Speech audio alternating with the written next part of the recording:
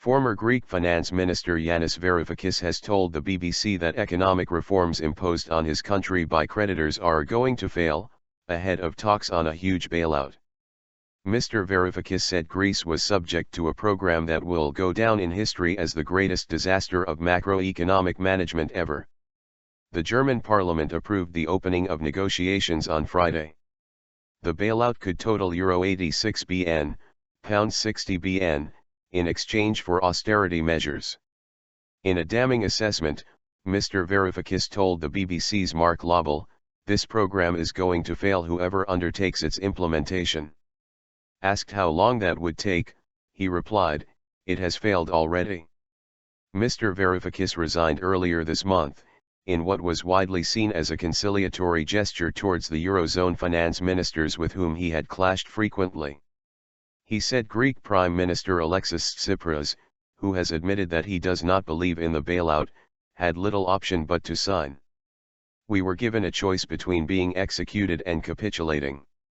And he decided that capitulation was the ultimate strategy." Mr. Tsipras has announced a cabinet reshuffle, sacking several ministers who voted against the reforms in parliament this week. But he opted not to bring in technocrats or opposition politicians as replacements. As a result, our correspondent says, Mr. Tsipras will preside over ministers who, like himself, harbor serious doubts about the reform program. Greece must pass further reforms on Wednesday next week to secure the bailout. Germany was the last of the eurozone countries needing parliamentary approval to begin the talks.